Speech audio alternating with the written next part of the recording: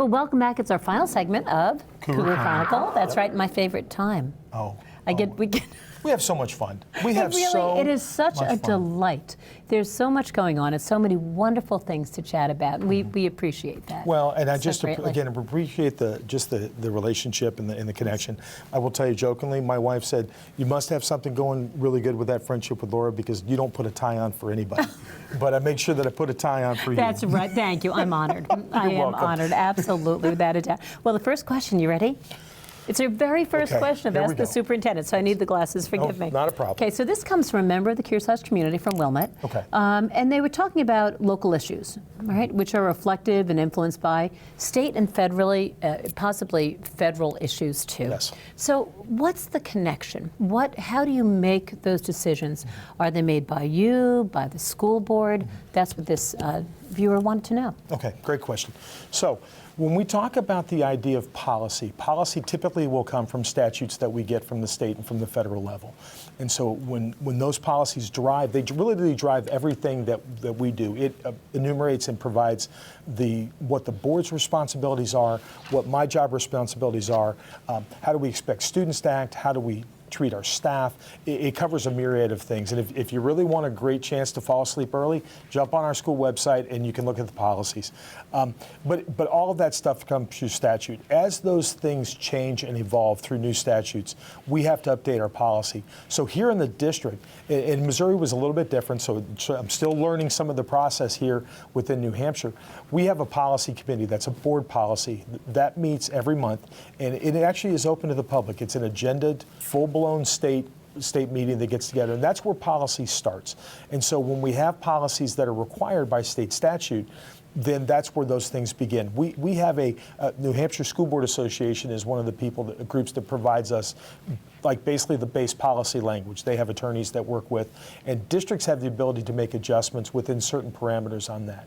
But those start at the policy committee. When they come out of policy committee, then they go to the school board for 2 readings. By the second reading, the board has had time to digest what they're talking about. But ultimately, the board is the governing body of the district. They decide what policies get pushed forward and what policies don't. If there's adjustments to be made, they can kick those things back to the policy committee, and then we have to make the adjustments. But once the board votes on a policy, after that gavel hits and the policy's been adopted, it is now live. And so we have to make adjustments, and then administratively, then it's our responsibility to go back within our administrative team, communicate with our families, communicate with our staff and students, anything that would go through there. Right now, I think we have 30 policies that are mandated by law changes. And so every year we go through this dance, if you will, of the legislation changes the law and it changes our policies, and we have to update. So if you think about it, it takes us about a month to get through the process because we have 2 board meetings a month, unless we're in July or Christmas or holiday break. And so when we look at that, and so we're getting about 4 policies updated per month. It's a lot. It's it really a ton is. to take in. Yeah, it really is. But there is a process. And I think the big thing that I want folks to understand is it's not a John Fortney policy. Right. It's not an Indy one school board member policy. The board has its power when the board meets. And so one board member has a voice, but they only get to vote when they come together. And in as much as I think we want to get into situations where we may feel we want to be reactionary, something happens we don't like, right, we want to change the policy. It's not that simple because there has to be a vetting process, because ultimately anything that we do is legally binding within those policies. That makes sense. It really does. It's tough. Yeah, it really is. And listen, just know that when you do come to the school board meetings and those policy issues are addressed, they are being taken into consideration. And that's why you go into private session too. All of it. Often. Yeah, we have the tough conversations. Yeah, and we have been having some tough conversations, and that's good, because that's what a community does, right? So the second one, I just want to encourage you, please don't be afraid to submit those questions. I was approached by someone about that because I think they didn't want to. Well, and I know sometimes it might be frightening to send a question to the superintendent. That's right, exactly. So grab me, send it, anyway, smoke signals, get it to us. There's a myriad of ways to get to it, but if you put ask the superintendent on the subject line. I promise you we'll find a way to get to Laura, and we're not pre-screening to take only the easy questions because I don't want speaking of easy questions, now this may not be the hardest one. No, this might be I had to. So my husband and I loved Beauty and the Beast. We just loved it. Sandy Nelson and the students and our community members who were playing in the pit and the orchestra. It was amazing. Unbelievable It was show. unbelievable. I had a chance to take my wife and our grandkids to the they show. were adorable. And they, I appreciate that. They were well behaved that night. But they, both kids were just blown away. Oh, it was blown away. In 2 months, not even. They put this incredible production. I have seen you everywhere. So that's my question. My question, is it important for you to go to events? Because I see you every time I go somewhere, you're there. Well, so help me understand. There's a couple of answers on that. One, as a superintendent of schools, I've said this a number of times, I have to make decisions based on what other people are doing. And it's hard to make those decisions if I'm not physically there to see what we have going on. Also, at sporting events, I was an old high school principal. I really just like going to sporting events and seeing what kids do or going to the plays. And also then it's that exposure piece. I had so much fun watching our kids do the things they do at the Beauty and the Beast show and it's so special, so much more special when you know the kids. It's one thing to pay to go to the play, to go see the big thing.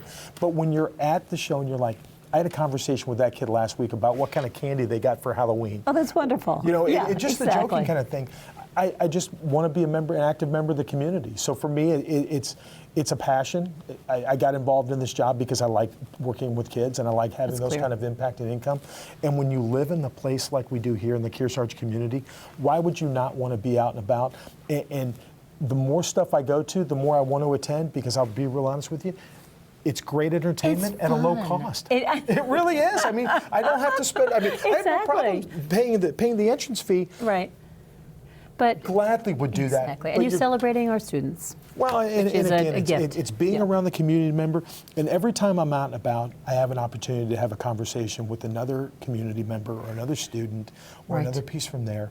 And the only thing that does is gives me a chance to tell our story. That's right. And that's what we want to continue to do. Absolutely. Well, John was so glad and so happy to see you at all those events. Now, it is December. We wanted to take this time to wish you and yours a wonderful, joyous holiday season. Absolutely. Hope you have great times and great rest. A snowball fight that you win. That's right. And didn't start, because those are some of the best ones.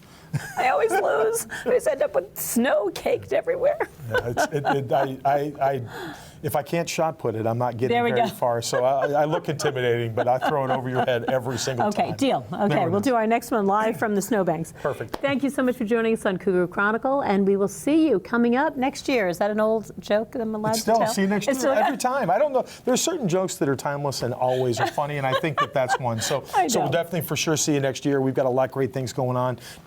Deliberative session coming up in January. Very important place for people to be involved and to have their voices heard and really have a great understanding of what we're doing within the school budget and how that impacts. And very quickly, next show, we have some fun stuff going on, too. A lot of stuff there. We've got, I know for sure we're going to have Michael Bissett back, the assistant superintendent. A lot of great information going there. And then also, I anticipate we're going to have Brett Perret, our facilities guy. Perfect. He's a hard worker. Well, we're on the kind of on the end of this long-range facility study, so we should have some great reports coming out. Excellent. That, you know, whether you like it or not, it's going to wind up affecting our tax bill in the next few years. So let's go ahead and have those conversations now. Exactly. And because it's always a mystery. You got to keep a little bit back. We'll have some surprise guests. Some surprise guests coming up, too. And a lot of work from the students, too. So thank you again for joining us, and we'll see you next year on the Cougar Chronicle. Thanks so much.